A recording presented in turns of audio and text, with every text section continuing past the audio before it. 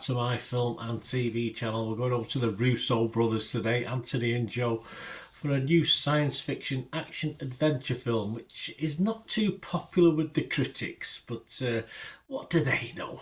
This is of course produced and directed by the boys, and it's called The Electric State. Just a little bit over 2 hours, so it is quite long. We'll talk about that, as you know me, in length of films, but I mean this is sort of sci-fi action adventure. Probably could get away with it if it's decent content. It's a 12 certificate.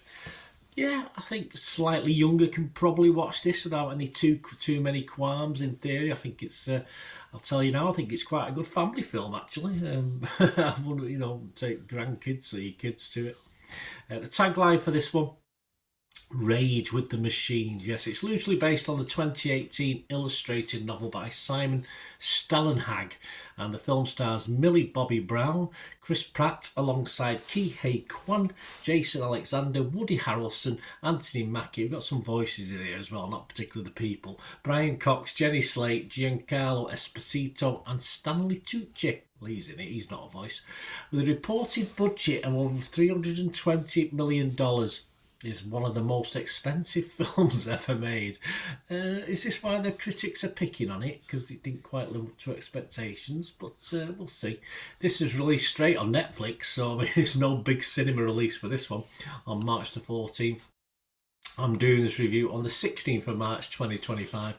What's it about? Well, it's based, as I said, on the graphic novel by Simon Stellenhag. The story takes place in a reimagined version of 1997, so an alternate universe, if you like, an alternate history, with humans isolated in their VR helmets, yeah, it happened, and a continuing battle against a strange breed of monstrous drones in the wake of a technological meltdown. Yes, so it's sort of iRobot, Terminator, you name it, that sort of basis, but the cuter looking robots.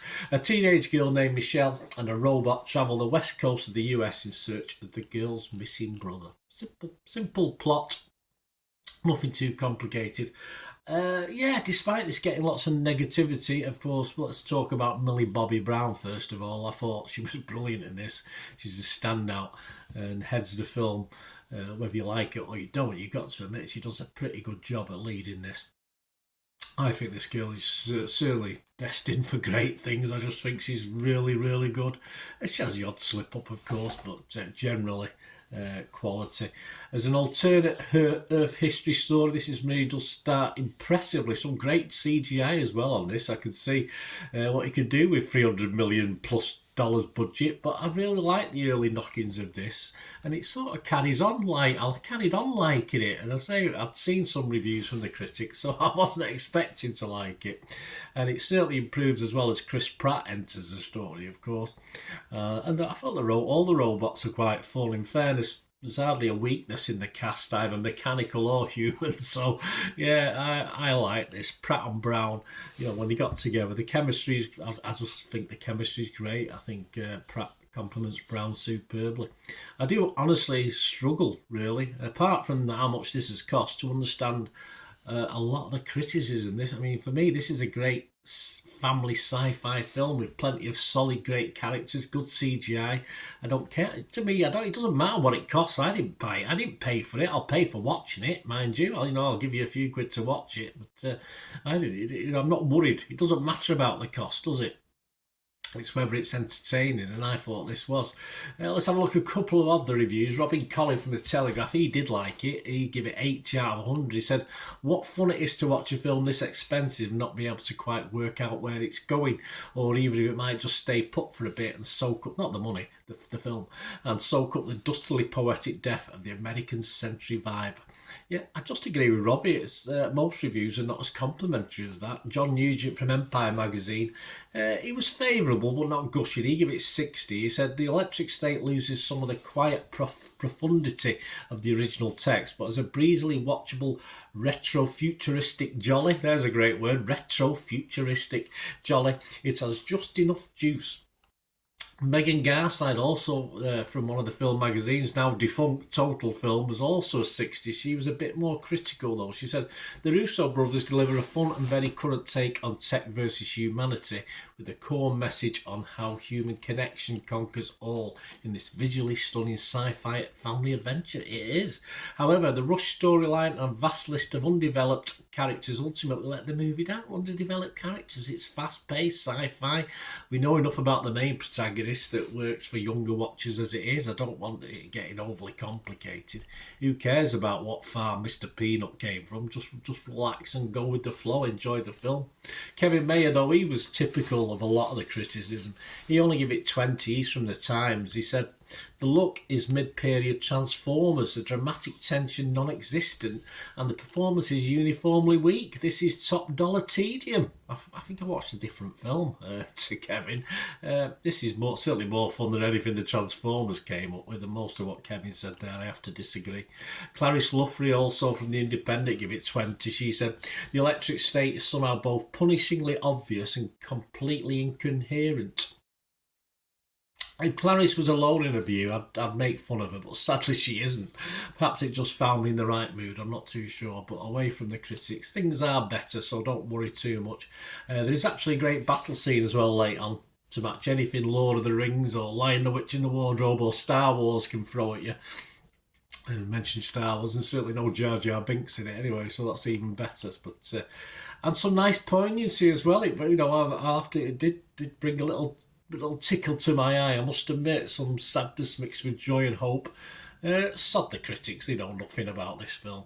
Yes, perhaps 15 minutes too long, but a really good family film for me. Let me know what you think, guys. Let's have a look at some of the other scores. As I said, they're not all detrimental, but let's start with the critics. Rotten Tomatoes, a pathetic 3.8 out of 10. 90 critics, 13 were fresh, 77 rotten.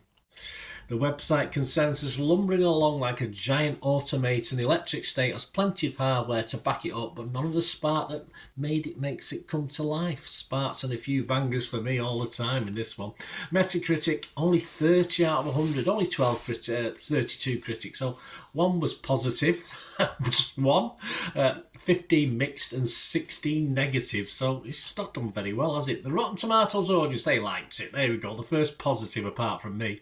3.8 out of 5. Rotten Tomatoes audience. Metacritic users, though, they didn't like it. Only 3.8 out of 10. So I've had a bit of a nosebleed, isn't that right? Thought it stopped. But I think we're all right at the moment. If you think there's blood coming out my nose, guys, that's all it is. Don't worry. I'll carry on regardless. I'll carry on to the end. Keep right on. I'm getting all blood on my nose.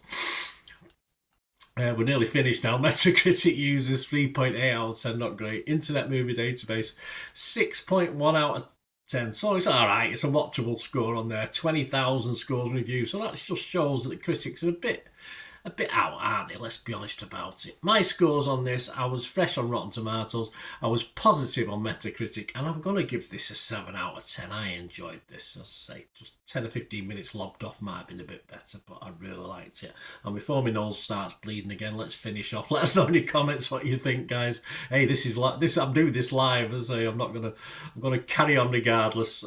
So yeah, let me know your thoughts, and please. Of course, if you like what I try and do on the channel when I'm not bleeding, just please enjoy. I hope you do like it, and if you can support me, I don't do live shows and stuff like that where people can sort of contribute monies and stuff. But if you want to help the channel out in any way whatsoever, all I ever ask is you keep watching and listening. Please to help me out, guys. If you watch the ads, if the ads on this YouTube ads, that helps in a very little way, but it all helps. Watch the pennies and pounds look after themselves, they say, don't they? Or the pennies or the 10p's look after themselves. But if you watch the ads or follow the links on the ads as well, that's always a nice way to support the channel. If you sort of hang on for it, I've done that. I watched other people's and followed the ads, just something I fancied, which does happen from time to time. Of course, you can support me by pushing that subscribe button as mentioned earlier, and that's of course pressing the button so you know when these vlogs are coming out. And of course, I'm always interested in your opinions, and of course, if you can give us a like, that'd be wonderful as well. So thanks for watching, guys. Hopefully I'll join you very, very soon with something else. Until we meet again, I'll never ask one thing, don't I? Please stay safe, everyone. Bye for now.